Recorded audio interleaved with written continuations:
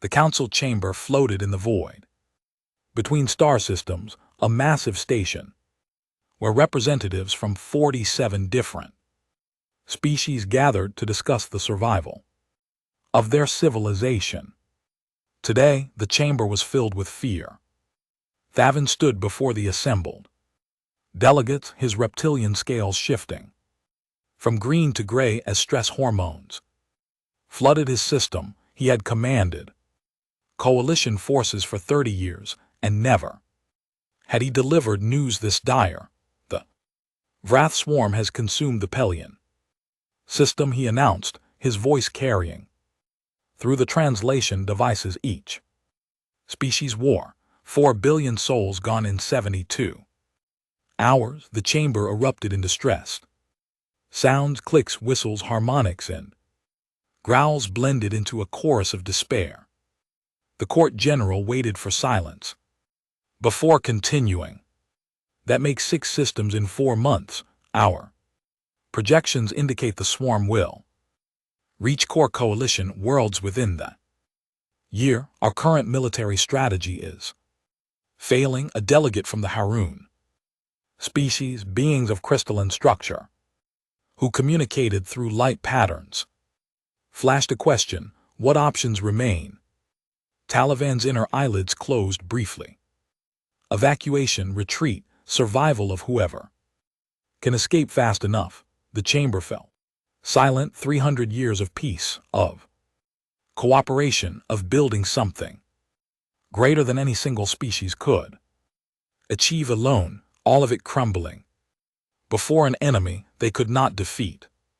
There must be another way, spoke Mara, a Sean whose 6 arms gestured in patterns of frustration. Some weapon we have not developed, some tactic we have not tried.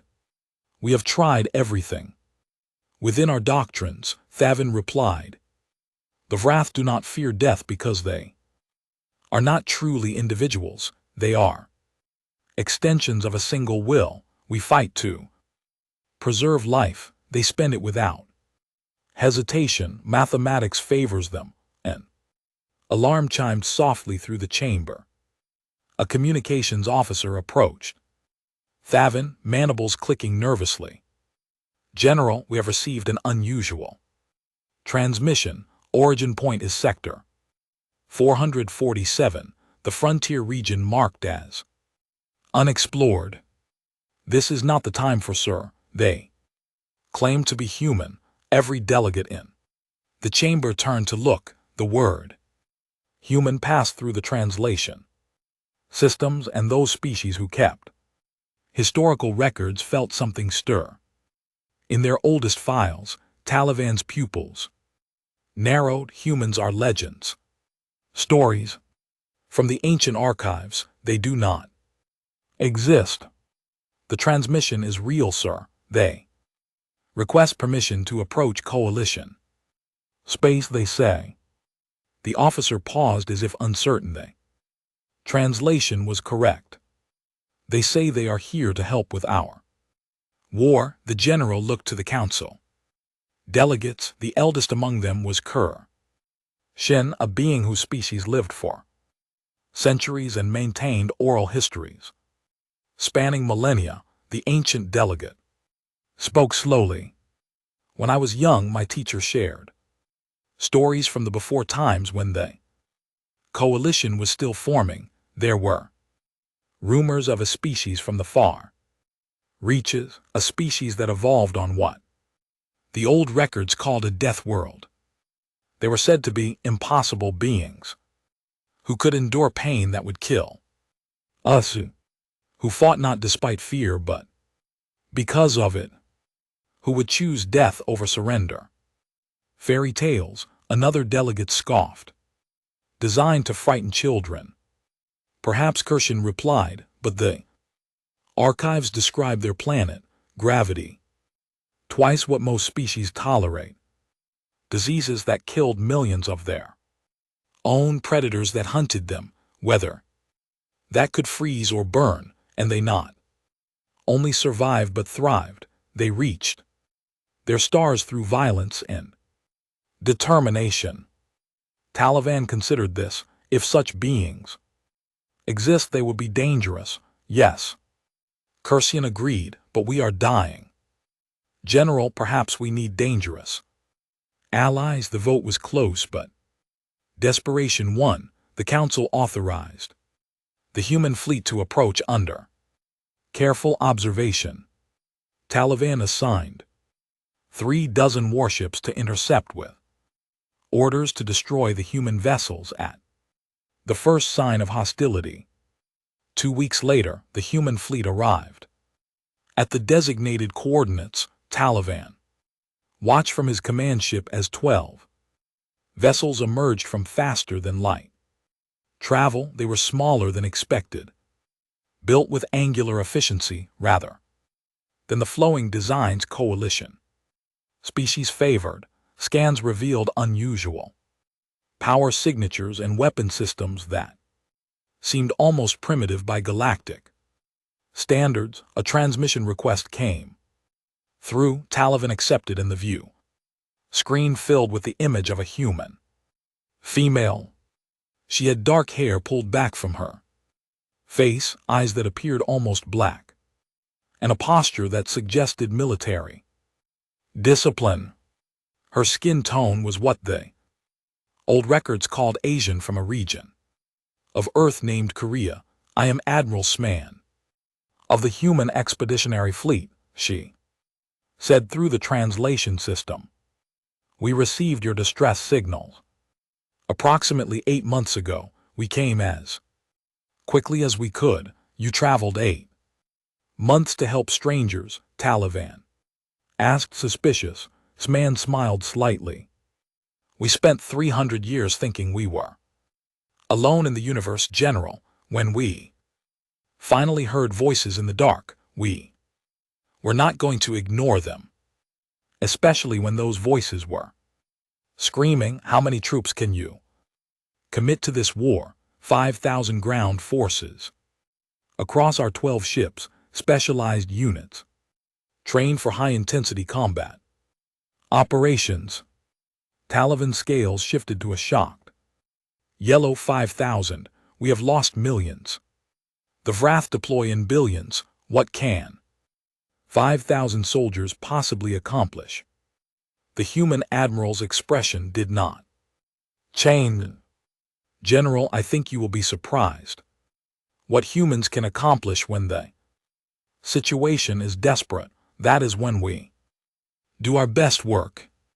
The transmission ended, leaving Taliban staring at the view screen around him. His bridge crew exchanged uncertain looks. 5,000 troops, it was nothing. An insult perhaps, or a misunderstanding of scale, but Karashin's words echoed his mind. Stories of a species that refused to surrender, that found strength in impossible situations, that evolved in hell and learned to call it home. Assign them to reserve positions. Taliban ordered finally. If the legends are false, they will at least be safe there. If the legends are true, he paused, his scales flickering. Uncertainty. If they are true, then perhaps we are about to learn why some species become myths. The human ships moved into formation with the coalition fleet, small and unimpressive among the massive warships of species who had conquered the stars. Through cooperation and peace, no one knew yet that everything was about to change, that humanity was not a legend returning to save them, but a promise finally kept, a promise written in violence and sealed with blood, spoken in a language the galaxy had forgotten but would soon remember, the language of war.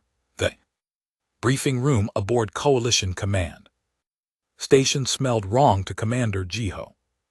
Everything was too clean, too sterile. The air recyclers removed every trace of sweat or stress, leaving only the neutral scent of filtered atmosphere. On human ships, you could smell when the crew was worried. Here, anxiety was Hidden behind technology, Jiho sat with his senior staff, watching. Coalition officers study them like laboratory specimens. Admiral Sman had assigned him to lead ground operations, which meant convincing these aliens that humanity knew how to fight, looking at their faces or what passed for faces. Among reptiles, insects, and beings made of light, he could see they were not. Convinced, Thavan activated a holographic display showing the Wrath Swarm's recent attacks. This is what you will face, the Wrath are biological weapons shaped by hive mind intelligence. They feel no fear, no pain, and no mercy. They exist only to consume and replicate. He and Jiho and LT Unk and GT. Second officer leaned forward with interest. What is their command structure? There is no structure in the way you mean, Taliban explained. They are extensions of a queen organism. Kill one and it means nothing. They have billions more, so we kill the queen, Hyan said simply. The coalition officers made various sounds of distress. A CN delegate named Velara spoke, her translator making her clicking sound like words. The queens are buried deep in hive worlds, protected by entire planetary populations. No coalition force has ever reached one because you have not been willing to pay the price, Jiho observed. Quietly, silence fell across the room. Taliban's scales shifted to an angry red. We value life, Commander. All life. That is what separates us from the Wrath. That is also why you are losing. Jay replied without heat. War is mathematics. You fight to minimize casualties. The Wrath fight to maximize they accept any losses to achieve that goal. You cannot win a war when the enemy is willing to spend more than you. You speak of lives as currency, Velara said, her tone suggesting disgust.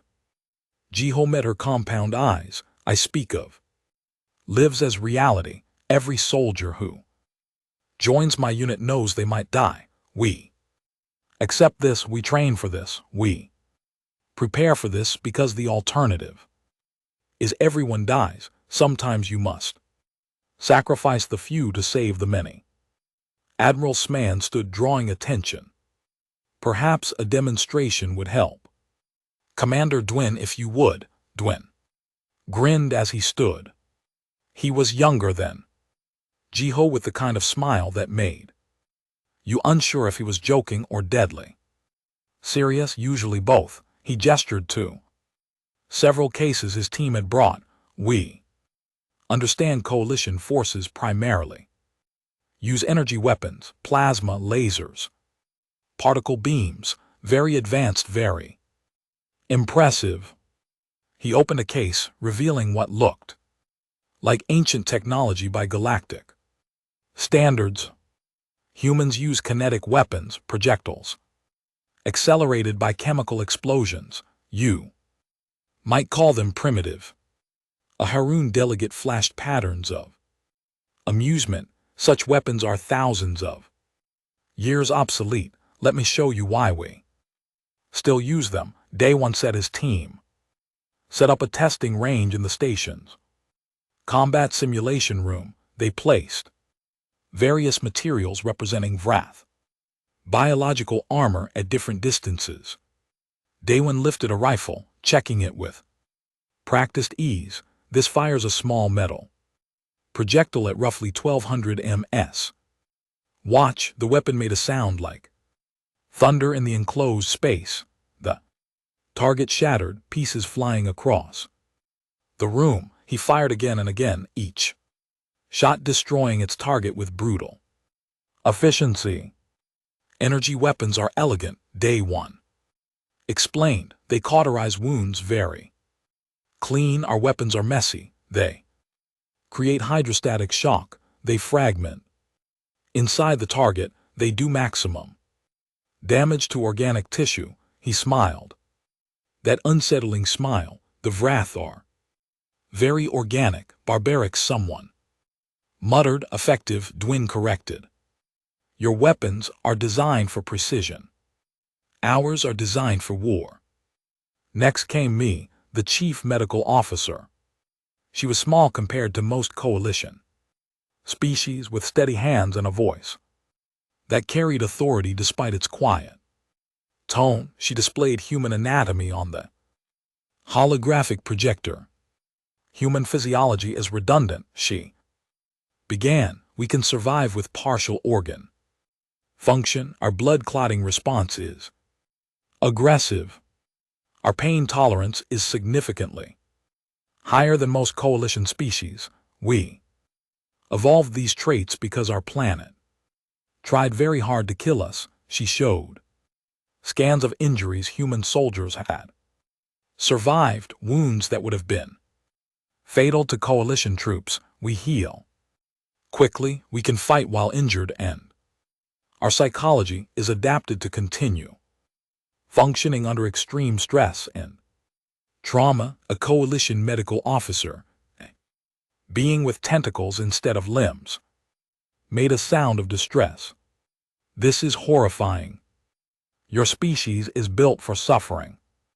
Yes, me agreed calmly, and that is why we are good at preventing others from suffering. We know exactly how bad things can get. We have lived through it multiple times on our own world before we ever reach the stars.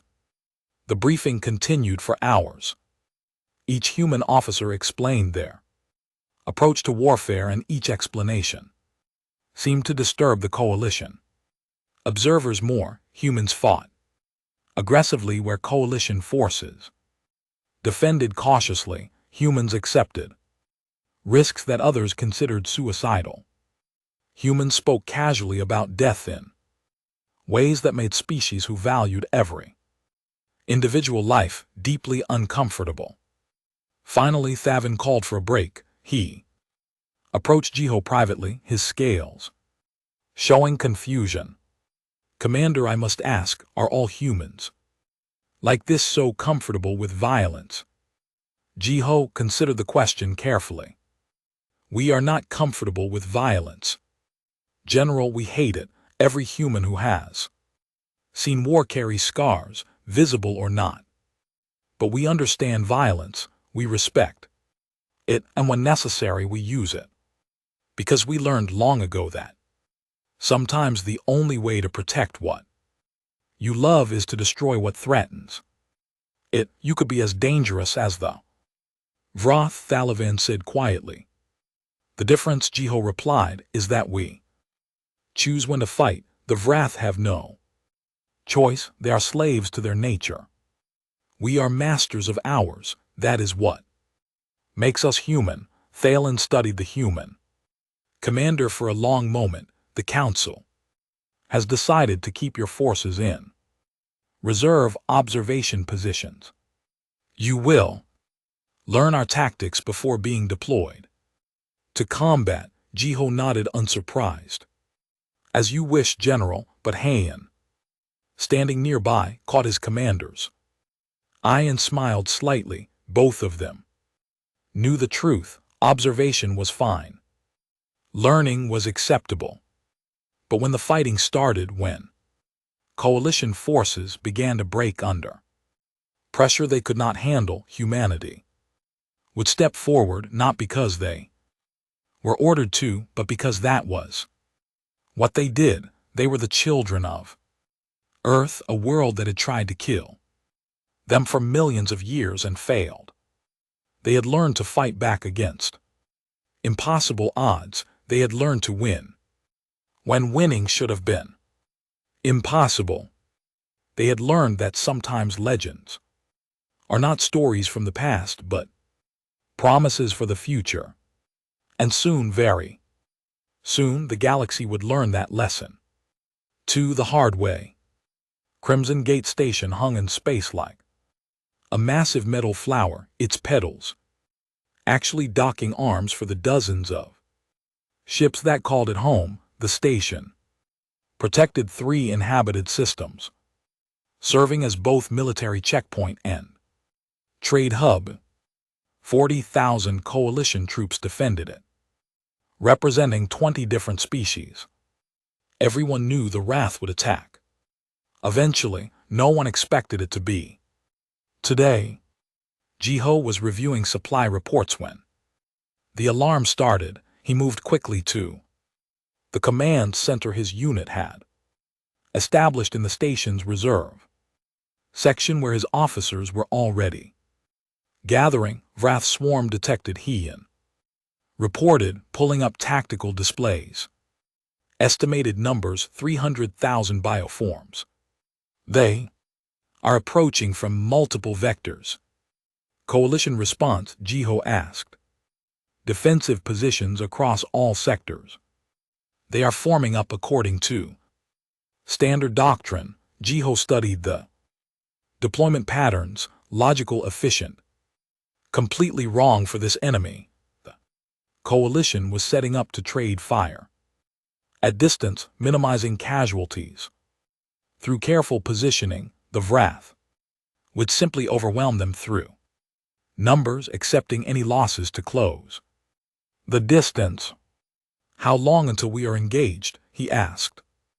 Daewon checked his console. We are in Reserve Section Delta. Per orders, we stay here unless called forward. Could be hours, could be never. Through the station's viewports, space filled with fire, coalition ships engaged the Wrath fleet.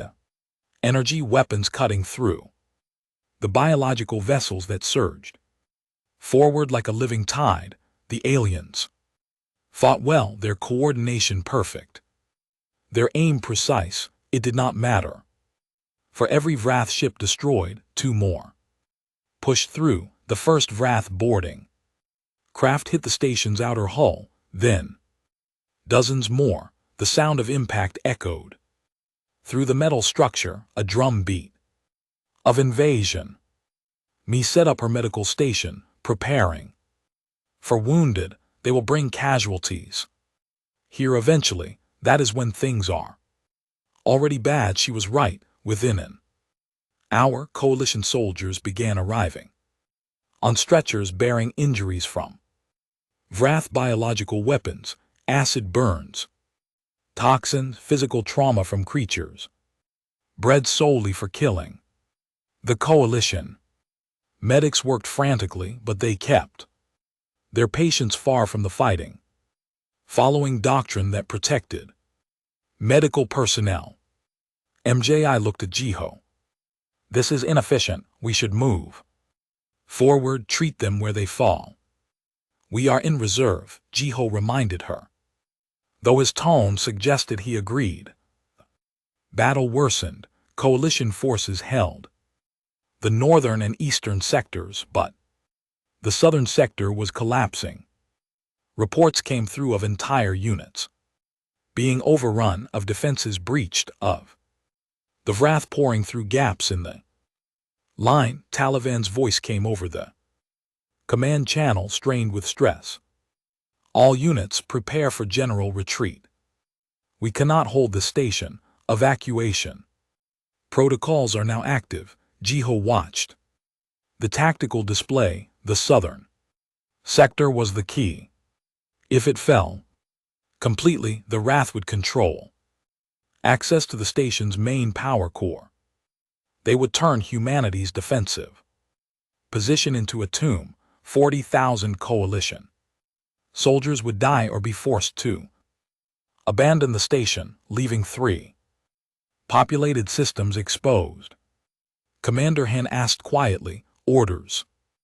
Jiho made the decision quickly without hesitation. Some moments did not allow time for doubt. Deploy all units to southern sector, full combat load. We are going in, sir. We do not have authorization, one of his officers pointed out. I know, Jiho replied. Already moving. Court-martial me later. Right now people are dying. The human troops mobilize with practice speed. 5,000 soldiers moving through the station's corridors like a single organism. They carried weapons that seemed crude by galactic standards but had been refined through 10,000 years of human warfare. They wore armor designed to keep them fighting even after injuries that would kill most species. They moved toward the sound of battle, while others fled from it. The southern sector was chaos, wrath. Bioforms swarmed through breached bulkheads, their bodies designed for one purpose: killing. They looked like nightmares, all claws and teeth and acid dripping appendages. Coalition soldiers fired desperately, falling back step by step, leaving their dead behind. Then the humans arrived. Day one's heavy weapons teams set up in the corridor intersections, creating overlapping fields of fire. When the wrath charged, they ran into walls of metal moving faster than sound. The kinetic weapons shredded biological armor, their impacts echoing like thunder in the enclosed spaces.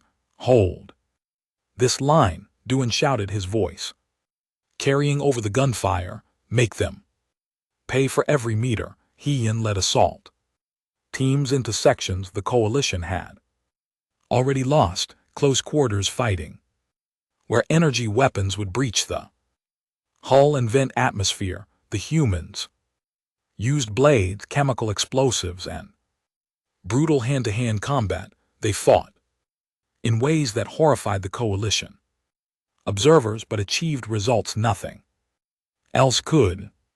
A young human soldier named Minyu held a choke point alone when his squad was forced to reposition. He fired until his weapon overheated, then drew a sidearm, then a knife. When reinforcements arrived 3 minutes later, they found him wounded but alive, surrounded by 17 dead. Wrath Me set up a field hospital just behind the fighting line, close enough to hear the weapons fire. Coalition medics watched in shock as she and her team treated wounded soldiers under combat conditions, stabilizing trauma cases and sending them back to safety, while never leaving the danger zone themselves. You will be killed, a CN medic told her, mandibles clicking with fear. Maybe, Minji replied, her hands steady as she worked, but not before I save everyone I can. Jay coordinated the defense from the middle of the fighting, not from a safe command post. He moved between positions, assessing weaknesses, redirecting forces, making split-second decisions about who lived and who died. His calm voice on the command channel became an anchor for troops who had never experienced combat like this. Coalition officer trapped in the southern sector sent a transmission, his voice filled with disbelief. Who are these humans? They fight like demons. No, Jiho replied simply. We fight like humans. There is a difference. The southern sector stopped collapsing. Then it began to push forward, meter by meter, corridor by corridor. The humans retook ground the coalition had lost. They did not fight carefully. They did not minimize risk. They fought with calculated aggression, trading casualties for territory, accepting losses that made coalition commanders recoil in horror. But it worked. The mathematics of warfare shifted. The Wrath, for the first time in this war, found an enemy willing to match their aggression, found an enemy who did not break under pressure but pushed harder, found an enemy who seemed to thrive in the chaos they created. 6 hours into the battle, the Wrath began to withdraw, not because they had lost too many, they never cared about losses, but because the southern sector had become a meat grinder, consuming their forces faster than they could achieve their objectives. The hive mind calculated that resources were being wasted. It pulled back to find easier targets. Crimson Gate Station was saved. Coalition losses were heavy, 40,000. Defenders had become 32,000. But they had held.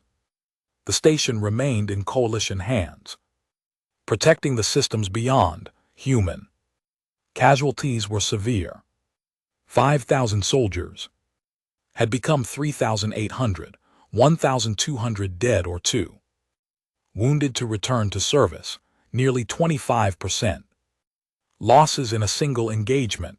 When Thavin arrived at the southern sector to assess the situation, he found human soldiers calmly checking weapons, treating minor injuries themselves, preparing for the next fight. They looked tired but not broken. They had lost hundreds of comrades but showed no signs of collapse. Jiho met the general near one of the hardest fought corridors. The walls were scorched and pitted, the floor slick with fluids from both wrath and human casualties. The smell of violence hung in the air, impossible to filter away. You disobeyed orders, Taliban said, his scales neutral gray. Yes, sir. G acknowledged. You saved the station.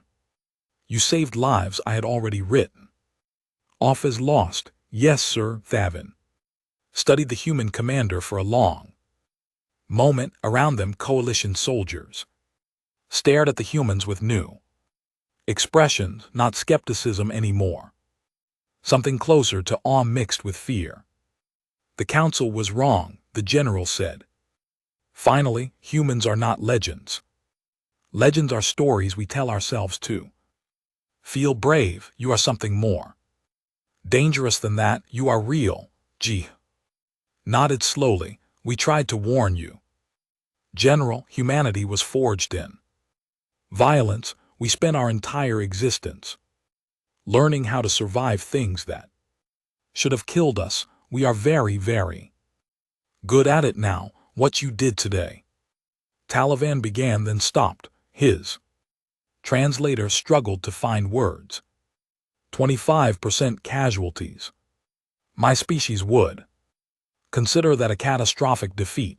You act like it is acceptable. It is not acceptable, Jiho replied quietly. Every human we lost today had a name, had people who loved them, had dreams beyond this war. Their deaths will stay with me forever, but they died so 32,000 coalition soldiers could live, so 3 star systems would not fall. That is the trade we made. We consider it a good trade. The general scales shifted to something like respect, tinged with sorrow. I do not know if the galaxy is ready for humanity. The wrath did not give you a choice, Jiho said. Ready or not, we are here. And we are very good at what we do.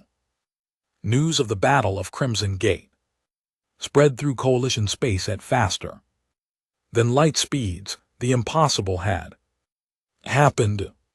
The wrath had been stopped, pushed back, defeated by a species that fought like the universe was ending, and only they could prevent it. Humanity was no longer a legend. They were a revelation, a terrifying, necessary revelation that would change everything about how the galaxy understood war, and the war had only just begun. The council chamber was different this time. Where before there had been despair, now there was confusion mixed with hope and fear.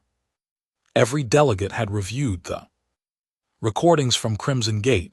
Every military analyst had studied the human tactics. No one could agree on what it meant. Admiral Sman stood before them, her dress uniform perfect despite having spent the last 3 days coordinating fleet movements. Behind her, a holographic display showed Earth rotating slowly. Blue and green marble wrapped in white clouds. You asked me to explain humanity, she said without preamble. This is where we come from. By your standards, it is a hell world. She cycled through images. Volcanic eruptions, tsunamis, earthquakes, hurricanes. Our planet has multiple climate zones. Violent weather, unstable geology. Gravity is 98. Standard higher than most coalition worlds. Our atmosphere has an oxygen content that would be toxic to many species here. Next came images of Earth's predators, tigers, bears, crocodiles, sharks. We evolved alongside creatures that hunted us for millions of years. Humans were prey. We became predators ourselves to survive. Diseases followed, plagues that had killed millions throughout human history. Our immune systems are aggressive because they had to be. Everything on our world tried to kill us, the air, the water, the other life forms, even each other. A Haroon delegate flashed a question through light patterns. How did your species develop civilization under such conditions? We are social creatures, Sman explained. Individually, humans are weak. Together, we are unstoppable. We learned to cooperate because alone we died. We learned to share knowledge because ignorance was fatal. We learned to sacrifice for the group because the alternative was extinction. She brought up human history, wars, empires, revolutions. For 10,000 years we fought each other, kingdom against kingdom, ideology against ideology. We refined warfare into an art form because we had no choice. The species best at violence survived to have children. Evolution selected for combat. Effectiveness, the chamber was silent, except for the translation devices working overtime. Then we reached the stars, Sman continued. We thought we would find others like us. We found emptiness instead. For 300 years we believed we were alone, that humans were the universe's only voice. Do you understand what that does to a species? The loneliness of it. She looked across the assembled delegates. When we finally heard coalition distress signals, we did not hesitate. We did not debate. We built these ships and came as fast as we could because after 3 centuries of silence, we were not going to let the only other voices in the universe be silenced. Villara spoke, her tone uncertain. You traveled 8 months to help strangers. You lost 1,200 soldiers at Crimson Gate. Your species accepts casualties that would break our civilizations. Why so? Smiled sadly. Because that is what humans do. We protect, we sacrifice, we endure, not because we are better than you, but because our evolution gave us no choice. We are built for this. You asked for allies in a war, you got humans. This is what we are. Taliban stood, his scales showing respect. The general staff has analyzed your tactics. They are effective but brutal. Your soldiers fight in ways our troops cannot replicate. We need human instructors. We need your methods integrated into our forces. No, Jiho said, standing beside the admiral. He had been invited to address the council despite his relatively low rank. Crimson Gate had made him famous across coalition space. You do not want your soldiers fighting like humans, explain, Thavin demanded. Coalition species value individual life because you can afford to, Jiho said. Carefully, your evolution did not force you to choose between the few and the many. You built civilizations through cooperation, not conquest. That is beautiful. That is worth preserving. Do not throw it away trying to become like us. Then how do we win this war? Delegate asked, "You let us fight it?" Hyen said bluntly.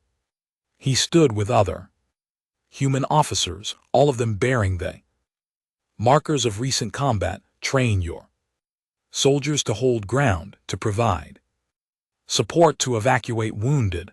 Let humans do the aggressive assault, the suicide missions, the operations where casualties are guaranteed. You ask us to hide behind you, Philara said, shame coloring her translation.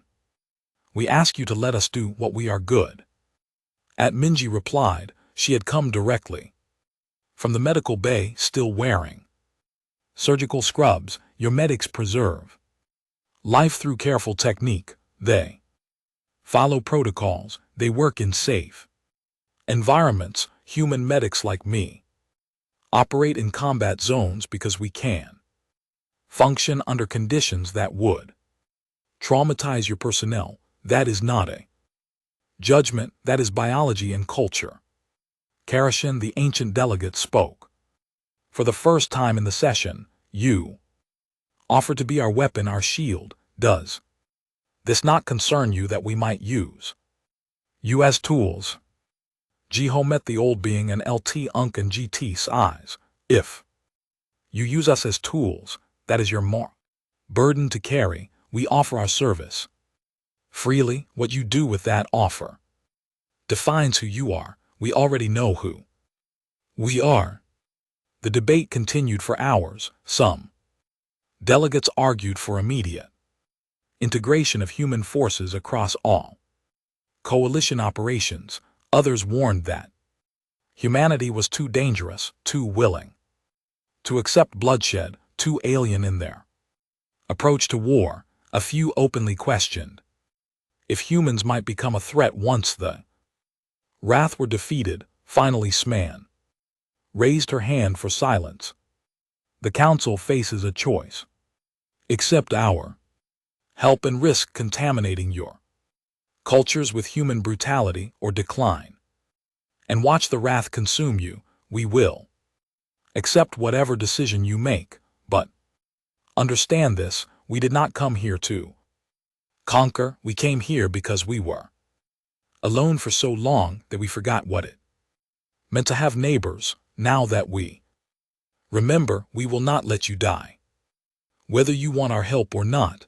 After 3 more hours of debate, the council voted 32 species in favor, 15 opposed. Humanity would be integrated into coalition military operations with a specialized role, high-risk assault operations, missions where casualties were expected, operations that required aggression beyond what coalition doctrine allowed. But there was one more proposal. It came from Thalen himself, and it shocked even Sman. The Wrath must be defeated permanently. The general said that means killing a queen. We have located a hive world in Sector 889. It contains one of their primary queens. Intelligence suggests destroying her would fragment the swarm in this entire region of space. He pulled up tactical data. The hive world was massive, covered in biological structures that served as both nest and fortress. Billions of Wrath bioforms protected it. No coalition force had ever penetrated even the outer defenses of a hive world. We are proposing a direct assault. Continued, coalition forces will participate, but humans will lead. This will be the most dangerous military operation in coalition history. Casualties are projected at 60% or higher. The human officers exchanged glances. 60% casualties meant death or critical injury for more than half the attacking force. It was by any reasonable standard a suicide mission. Jiho stepped forward. Show me the complete tactical analysis. For the next 2 hours they reviewed every detail. The queen's location deep within the hive structure, the layers of defenses, the expected wrath response. Every projection showed catastrophic losses for minimal chance of success. Finally, Jiho looked at his fellow officers, Hyendu and me, others who had survived Crimson Gate and countless training exercises before that. He did not need to ask, he could see the answer in their eyes.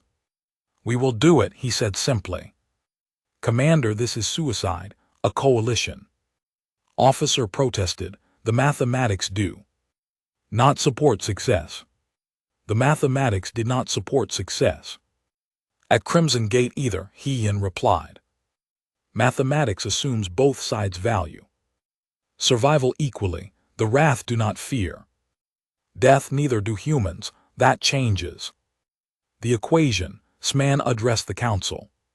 "One last time, humanity accepts this mission. We will assemble a strike force and coordinate with coalition volunteers. But understand what you are asking.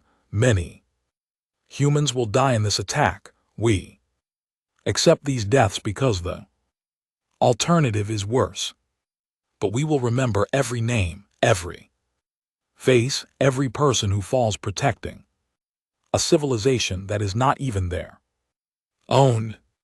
"Why?" Cursian asked softly. "Why would you do this?" "Because," Sman replied, 10,000 years of warfare taught humanity one lesson above all others: those who can fight for those who cannot. The strong protect the weak, not because they must, but because that is what makes strength worth having. You asked us to step onto your battlefield. We did. Now you see what we are. Judge us however you wish, but know that when the darkness comes, humans will stand between you and it, even if it costs us everything."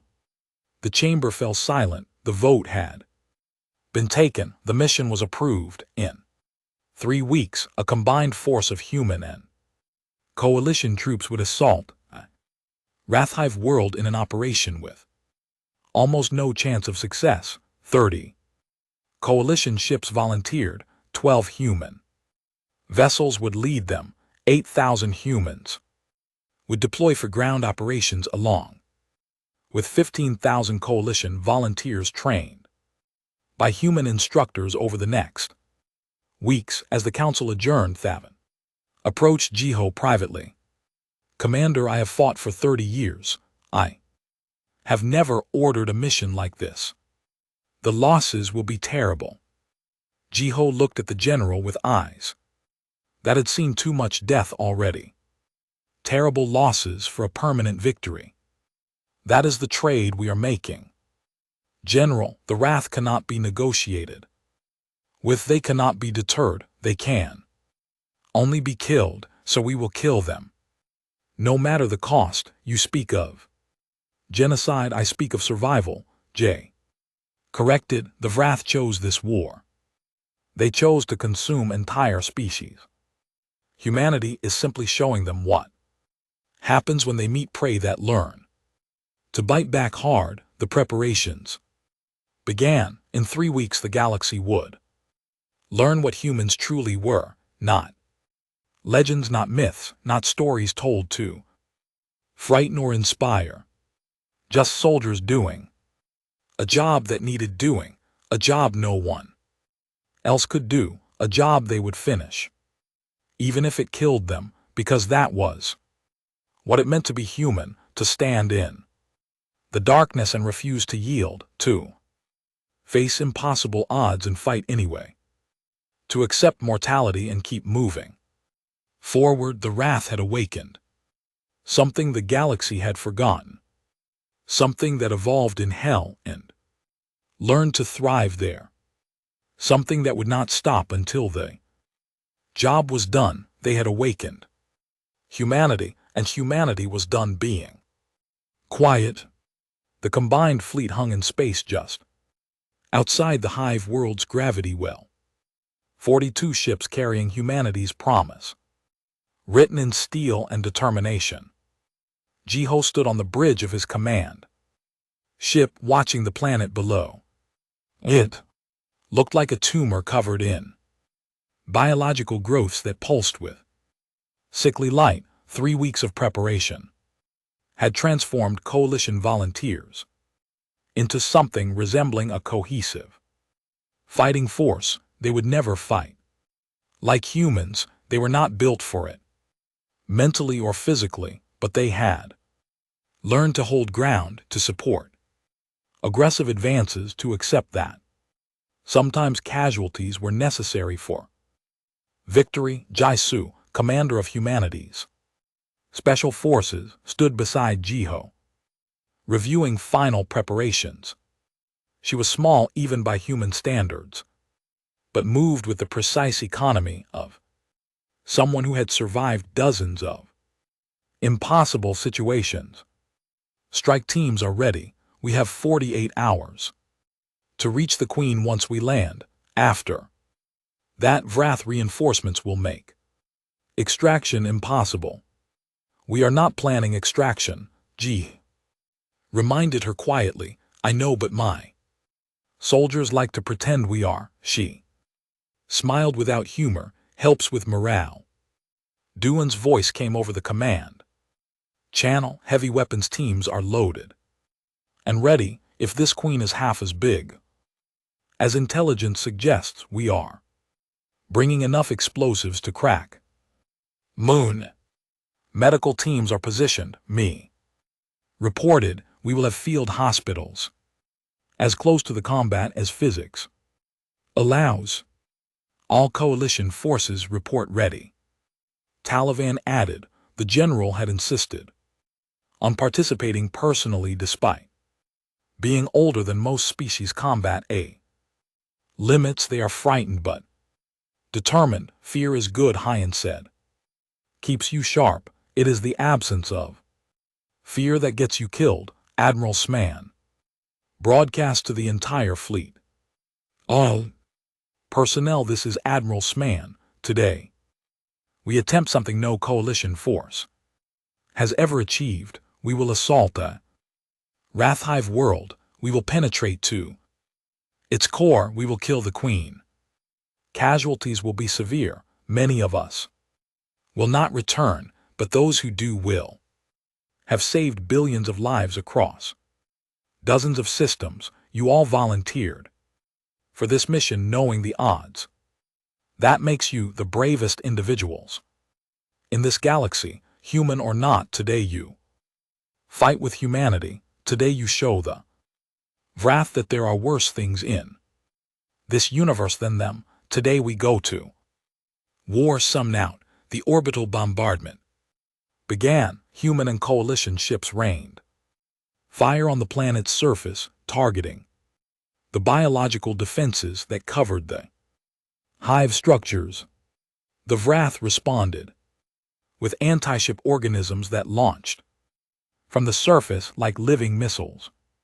Space filled with violence.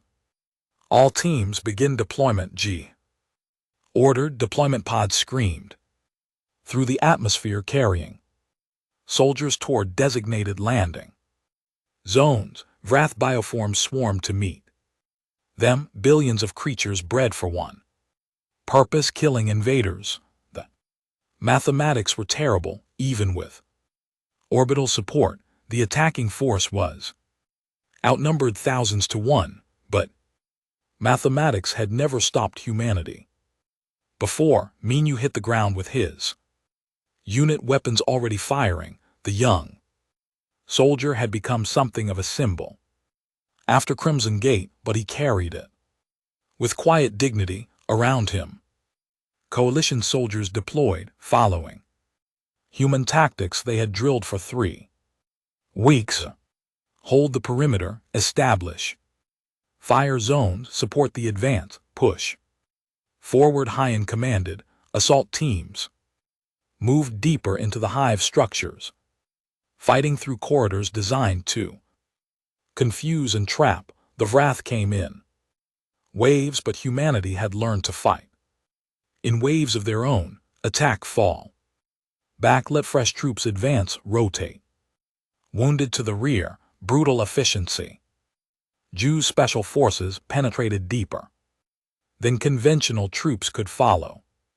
They used demolitions to collapse unnecessary passages, creating a single path toward the Queen. Behind them, thousands died holding that path open. "This is insane," a Syrian soldier gasped, firing at wrath that seemed endless. "Welcome to human warfare," the soldier beside him replied, changing ammunition with practiced speed.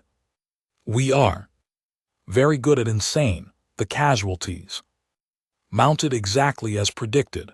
In the first 6 hours, 15% of the force was dead or critically wounded. In the next 12 hours, another 20% fell the field.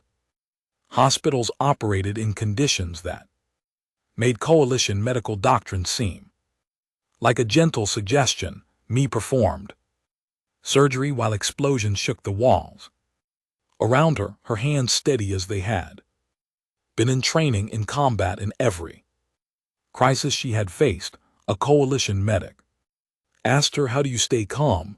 "I am not calm," MJI replied, working to save a soldier whose injuries should have been fatal. "I am terrified, but fear is just information. It tells you danger is present. It does not tell you to stop working."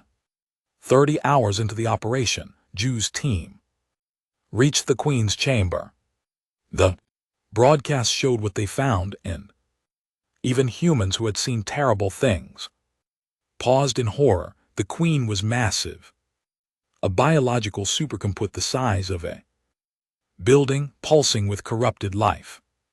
Around her, defensive organisms swarmed in such density that sensors could not count them. "Well," Jew said calmly, checking her weapons, "this is going to hurt." Her team engaged 60 operators against a 100,000 defenders in a space that was half cathedral, half nightmare.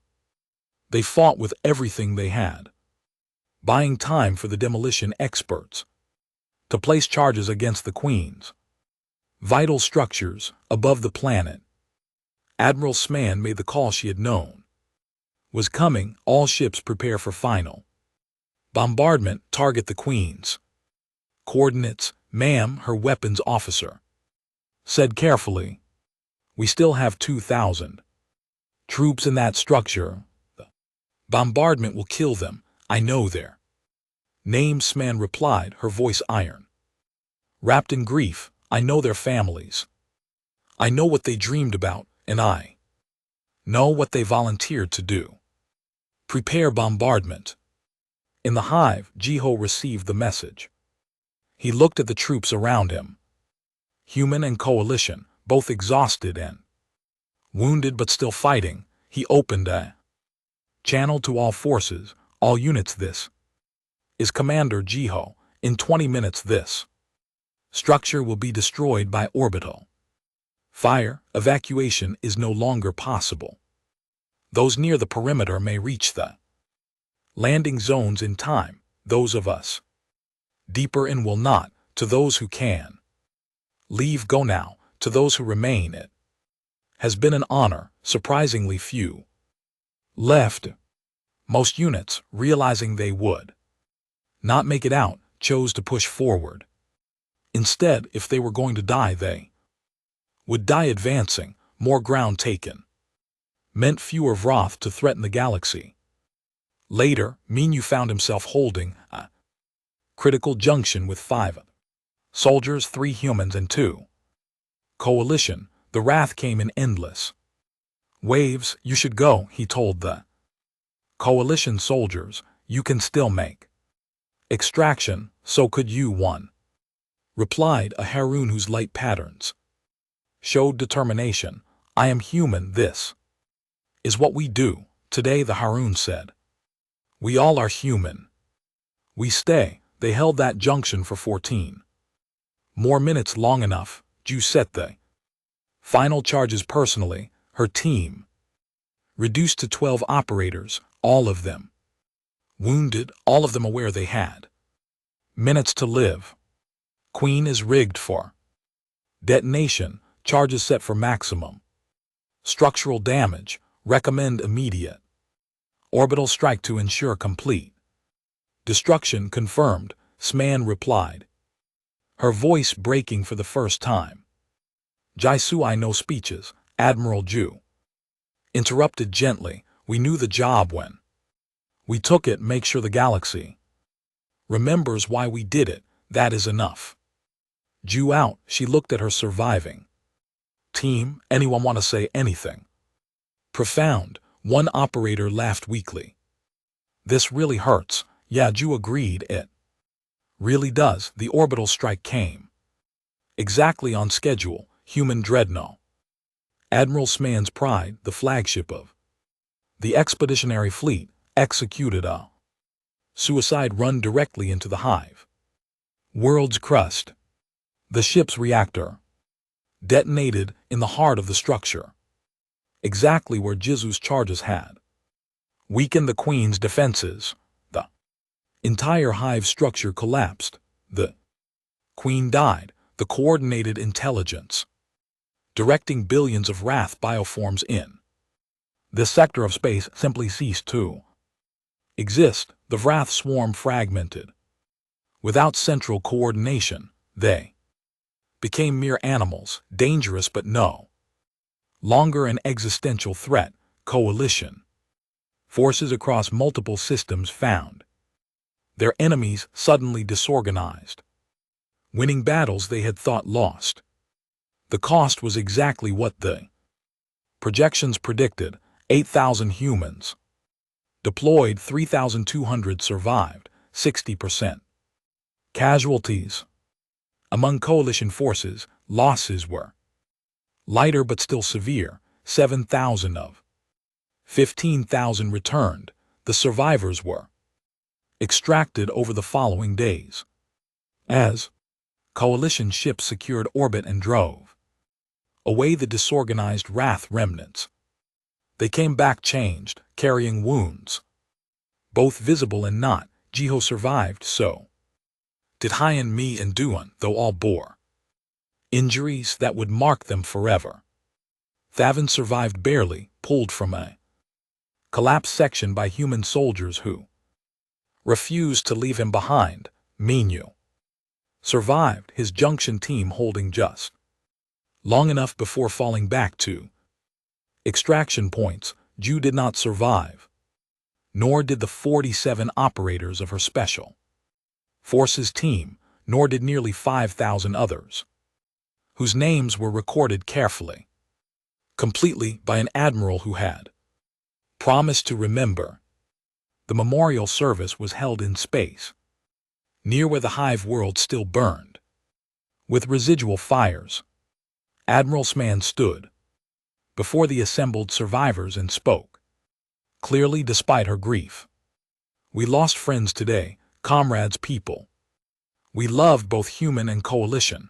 They died far from home, fighting for systems some of them had never seen, protecting species they barely knew. They did this because it needed doing, because someone had to stand between civilization and darkness, because that is what good people do when evil demands a response. She looked across the survivors.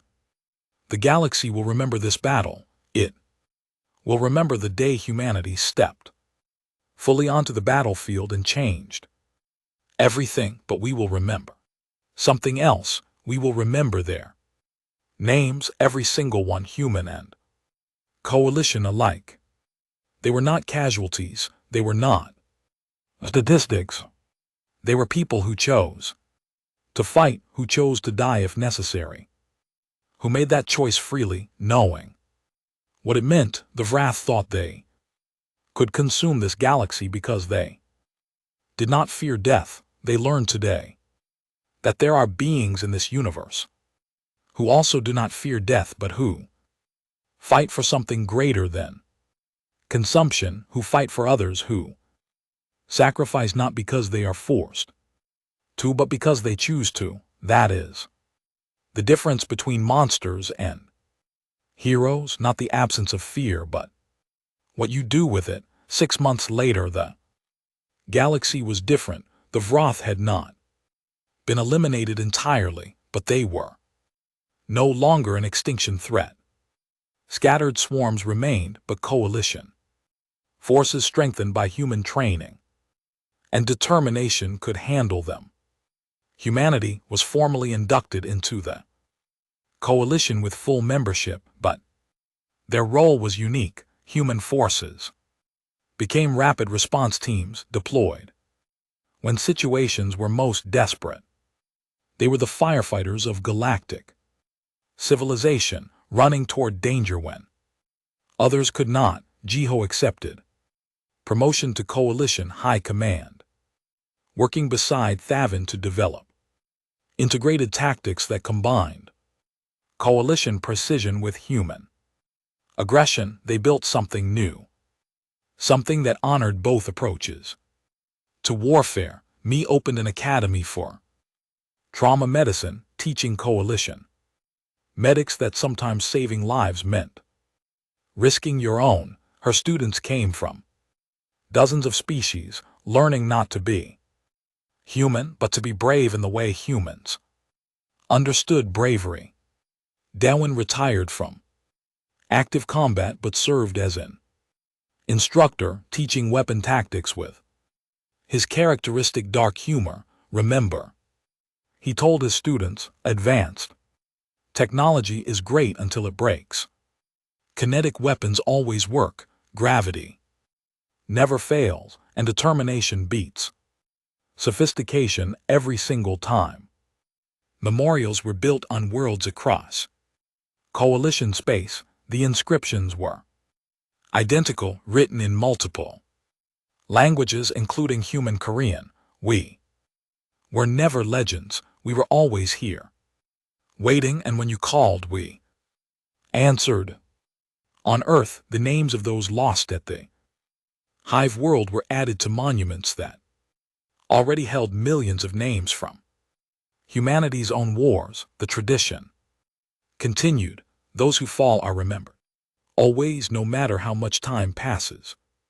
The galaxy learned what humanity had known for millennia, that peace is not the absence of violence, but violence applied with purpose and restraint. That strength is measured not in how much damage you can inflict, but in what you choose to protect. That the greatest warriors are not those who love fighting, but those who fight anyway because they love something more than themselves. Humanity had been considered a legend, myth, and impossibility. Then they stepped onto the battlefield and proved that the best myths are the ones that turn out to be true, that sometimes the universe creates beings who can walk through hell and emerge, carrying others on their backs, that evolution, given enough pressure, can forge species capable of impossible things. They proved that humanity was not special because they were fearless, but because they were terrified and fought anyway, not because they welcomed death, but because they valued life enough to risk their own, not because they were different from the species they protected, but because they remembered what it was like to be prey, to be weak, to need someone stronger to stand in front of the darkness. And now across dozens of star systems, the children of a death world stood guard, waiting for the next crisis, ready for the next impossible mission, prepared to pay whatever price was demanded, because that was what their evolution had prepared them for. The galaxy had called for heroes, they got humans instead. It turned out to be exactly what they needed.